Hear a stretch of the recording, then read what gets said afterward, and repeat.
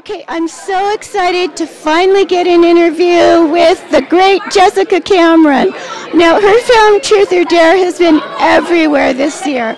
So, first, tell us how your career started. Well, it's actually ironic. I was working in the fashion division at a major company a few years back, and they felt I spoke too fast. So they demanded I get classes, and when I couldn't find speech classes, they said take an acting class, and I just fell in love. So then I started doing everything I could to take classes, and then I was starting to audition, and I started booking, and I was like, I need to do this full time, and I left my day job, and the rest is history. Okay, well, I know that you worked all the time and you were one of the top people in horror. Now, how did you decide to do Truth or Dare by yourself? You know what, it was actually, again, it's like so much in my life, it's a fluke. I co-wrote the script with Jonathan Higgins, and we were madly in love with this vicious little torture script that was unlike anything I'd ever seen. So the horror girl in me was like, yes, I can't wait to see this made. And I wrote these great roles for all these wonderful actors that I knew I could pull favors for. And then we had the funding, and we couldn't find a director. So we went out to 6 directors. 3 came back and couldn't do it for our timing, and the other 3 said they wanted to tone down the script. And it wasn't in my heart to tone it down. The blood or the violence or what? The graphic, vicious nature of the violence. Okay. Some of the horrible things that we do to them. Oh my gosh. Yeah, people were like, it's immoral, you can't do that. I was like, no, but I have the money, which means I can. So I was like, you know what? Fuck it, I'm going to direct it myself. And had you ever directed before, or how did you know how to direct it? Well, luckily, I'd never directed anything before, not even a short. However, I have been on so many film sets, like over 70 right now. So if you're like me and you're a people watcher, you pay attention to what works and what doesn't work. So I had a pretty good idea. I did know that I was working with a really talented DP, and I told him, I was like, I'm not sure about like definitions or like actual terms, which is my falling.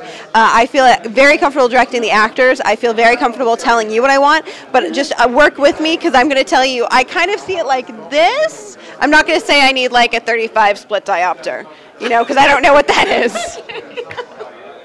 Okay, it's amazing, and you have won so many awards. Did you expect it to be this successful? No, absolutely not. No, I honestly thought I would make a really fun film that a few of my hardcore horror fans would just love as much as I love it, and that would be the end of it. I thought that we might play a couple film festivals and we might have a little bit of success, but we're coming up on our 24th. We've got 24 awards so far.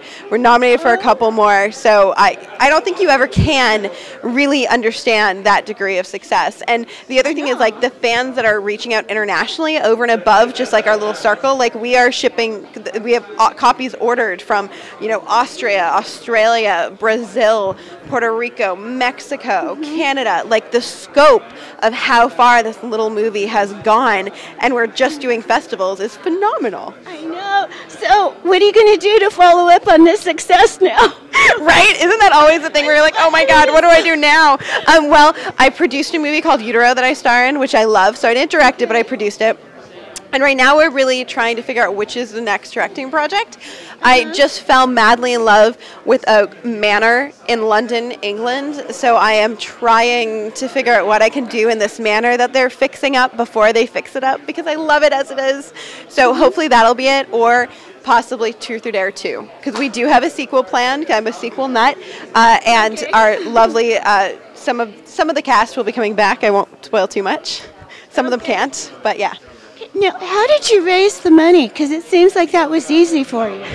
You know what? Well, here it was. Partially was easy. Part of it wasn't. I was actually just a friend of mine, and I was like, I want to do this movie. I think it's really good. And I kind of did like an unintentional pitch. And they're like, what do you need? And I just picked a number, and they're like, great, cash or check. And I was like, cool, that's easy, yeah.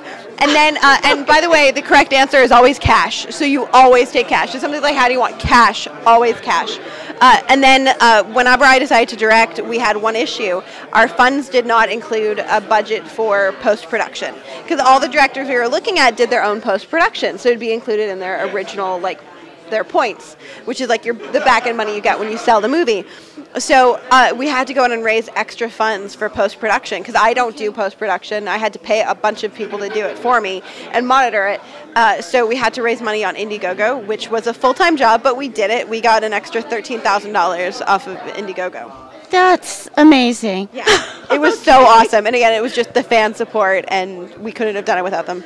Okay, well, now with this interview, you're gorgeous, obviously, but you have such a great personality. Now I can see why you're so successful and why Seth Matoyer loves you so much. So I wanted to make sure and get this interview. Thank you so much. My pleasure, and I'm so sorry that it's taken so long.